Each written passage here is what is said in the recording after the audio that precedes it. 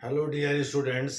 मेरा नाम अनिल कुमार श्रीवास्तव है। आज मैं हुर्रियत कॉन्फ्रेंस से रिलेटेड दो संगठनों का जिक्र करूंगा।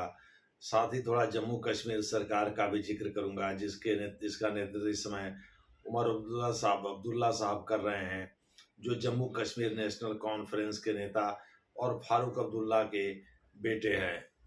वो इस समय उसका नेतृत्व कर रहे हैं।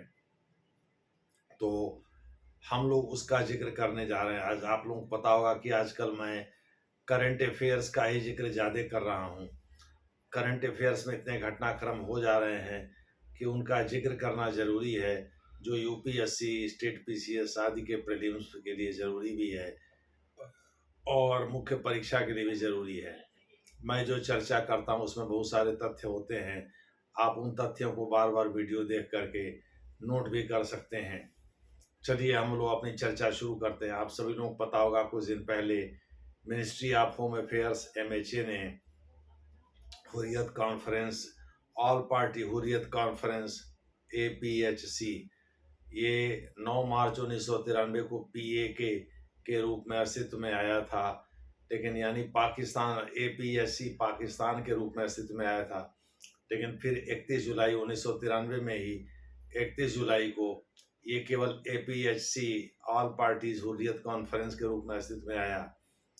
1993 से 2006 तक तो सब ठीक चलता रहा। 2006 में मीर वाइज उमर फारूक और सैयद अली शाह जिलानी के बीच मतभेद के कारण ये दो फाड़ हो गया और अलग अलग दिशा में काम करने लगा। हालांकि इनकी डिमांड एक ही थी कि किसी तरह से जम्मू कश्मीर को आज़ाद किया जाए, और पाकिस्तान की उस मांग का समर्थन करते थे जिसमें कहा गया था कि जम्मू कश्मीर के लोगों को राइट टू सेल्फ डिटर्मिनेशन, आत्मनिर्णय का अधिकार दिया जाए, यानी वहाँ प्लेबिसाइट कराया जाए जिससे तय हो सके कि जम्मू कश्मीर के लोग भारत के साथ रहना चाहते हैं या नहीं चाहते। तो केंद्र सरकार ने ऐसा कुछ नहीं कराया। और तो और 5 अगस्त 2019 को उसने जम्मू कश्मीर के अनुच्छेद 370 के क्लॉज 2 और 3 को पूरी तरह से ख़त्म कर दिया, एक को संशोधित कर दिया और 35 को ही पूरी तरह ख़त्म कर दिया। और इसके लिए अनुच्छेद 367 का प्रयोग करके राष्ट्रपति को एक्स्ट्रा पावर दिया है, जिससे संविधान की वो व्याख्या अपने हिसाब से कर सके। यानी ये सब काम एग्जीक्यूटिव ऑर्डर से हुआ। इसके लिए संसद में संविधान संशोधन की प्रक्रिया अनुच्छेद 368 का पालन नहीं करना पड़ा। न तो उसके लिए स्पेशल मेजॉरिटी की ज़रूरत पड़ी, न तो संविधान संशोधन की ज़रूरत पड़ी। और मोटे तौर पर आप कह सकते हैं कि यही बात भाजपा बहुत पहले से कह भी रही थी कि भाई हम हटा देंगे। चूँकि केंद्र सरकार में भाजपा आ गई थी, इसलिए उसने, राष्ट्रपति भी अपने मर्जी के थे रामनाथ कोविंद साहब, तो उनसे हटवा दिया। 2019 में तो अभी थे ही वो।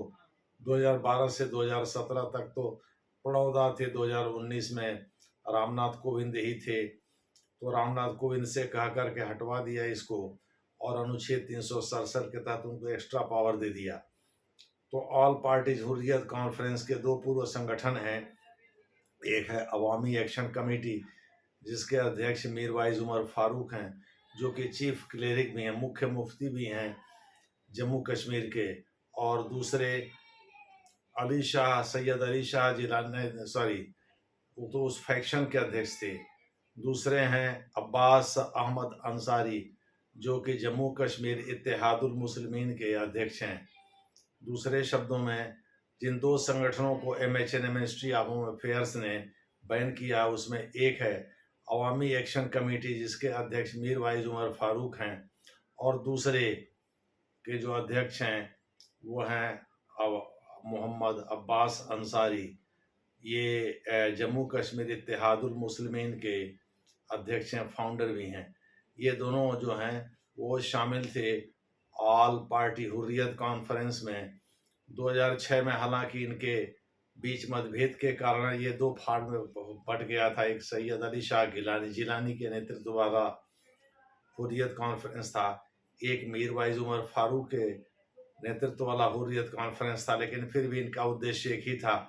ये पाकिस्तान के भाड़े के टट्टू कहे जाते थे और ये जम्मू कश्मीर में एक लेडी है आदिया, संभवतः वो भी इन्हीं की तरह से, इन्हीं की तर्ज पर जो है पाकिस्तान की वकालत किया करती थी, यानी जम्मू कश्मीर को आज़ाद करने की वकालत किया करती थी।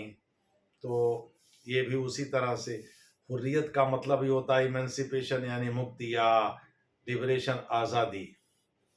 मोटे तौर पर ये लोग अब जम्मू कश्मीर की आज़ादी के लिए ही काम कर रहे थे। हाल के दिनों में ये पाया गया कि मीरवाइज उमर फारूक की पार्टी, अवामी एक्शन कमेटी और जम्मू कश्मीर इत्तेहादुल मुस्लिमीन जो पार्टी है, ये दोनों आतंकवाद को बढ़ावा दे रहे थे और विघटनकारी सेपरेटिस्ट तत्वों, सिसेशनिस्ट तत्वों को बढ़ावा दे रहे थे। यानी जो देश से अलग जम्मू कश्मीर को करने की मांग करने वाले तत्व हैं, उनको बढ़ावा दे रहे थे और पाकिस्तान के हाथों खेल रहे थे। तो भारत सरकार के पास कोई पुख्ता एविडेंस होगा, क्योंकि पुख्ता एविडेंस के आधार पर ही इसको बैन किया जा सकता है, जो कि कोर्ट में ये सारी चीज़ें प्रस्तुत करनी होती हैं, अन्यथा कोर्ट इसे रद्द कर देगा। यानी गृह मंत्रालय के पास, केंद्रीय गृह मंत्रालय के पास इस बात का पुख्ता सबूत होना चाहिए कि भाई ऐसा है, ये आतंकवादी गतिविधि में शामिल हैं या जम्मू कश्मीर की आज़ादी के लिए काम कर रहे हैं।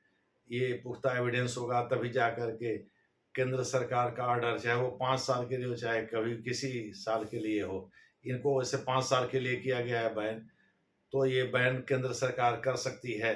अगर देश विरोधी कार्यों में कोई संगठन लिप्त है तो बैन करने से सरकार को 3 फायदे होते हैं। पहली बात तो ये है कि कॉन्फ्रेंस के अस्तित्व पर सवाल खड़े हो जाते, वो कहीं राज्य स्तर पर भी बैठक नहीं कर सकता, नहीं तो राज्य स्तर पर कोई नया गुट बना सकता है। दूसरा ये, उसके जो संपत्ति, उसकी जो संपत्ति, उसके जो खाते हैं, पैसे रुपए का लेन देन है, सब पर पाबंदी लग जाती है, सब फ्रीज हो जाता है, ज्यों का त्यों खाता सील हो जाता है, अकाउंट बंद हो जाता है। और तीसरा, देश के किसी भी अन्य कोने में भी वह संगठन अपनी बैठक आहूत नहीं कर सकता, कोई कॉन्फ्रेंस नहीं कर सकता, कोई सम्मेलन आयोजित नहीं कर सकता। तो 3 इस तरह के फायदे होते हैं देश को। हालांकि नुकसान भी होता है, नुकसान बस यही है, नुकसान कोई ऐसा नहीं है, वो नुकसान बस ऐसे ही है कि भाई केंद्र सरकार को ये प्रूव करना होता है कि भाई उसके पास इस बात के पुख्ता सबूत हैं कि उक्त संगठन आतंकवादी गतिविधि या देश विरोधी गतिविधि में संलिप्त है, ये बताना होता है।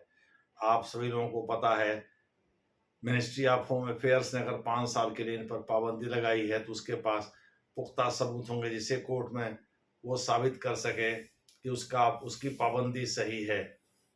हालांकि महबूबा मुफ्ती, जो मुफ्ती मोहम्मद सईद की बेटी हैं, जो जम्मू कश्मीर के पूर्व मुख्यमंत्री, बाप और बेटी दोनों रहे हैं, तो उनका कहना है कि भाई उमर अब्दुल्ला, जो कि फारूक अब्दुल्ला के बेटे हैं और वर्तमान में जम्मू कश्मीर के मुख्यमंत्री भी हैं, उनको इस मामले में विरोध करना चाहिए था और चाहे विरोध करके केंद्र सरकार को ये बताना चाहिए था कि आप झूठ मूठ में इन पर पाबंदी लगा रहे हैं।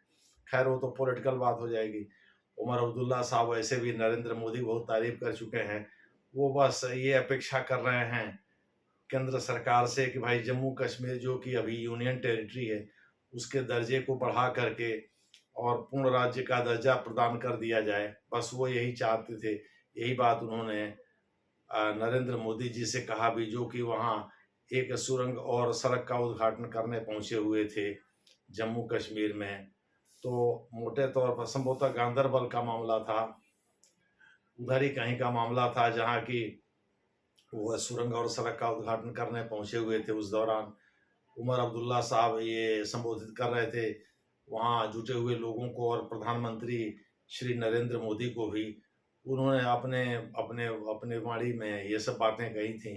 दूसरे शब्दों में वो एड्रेस के दौरान ही, संबोधन के दौरान ही उन्होंने ये तमाम बातें कही, लेकिन मोटे तौर पर उन्होंने नरेंद्र मोदी जी की तारीफ ही किया।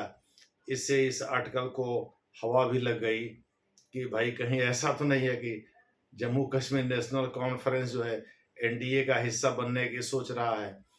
हालांकि ये बात जब उमर अब्दुल्ला से पूछी गई तो उन्होंने इसे नकार दिया, फारूक अब्दुल्ला ने भी नकार दिया। देखना है आगे क्या होता है, जैसा होगा वैसा आपको बताया जाएगा। धन्यवाद।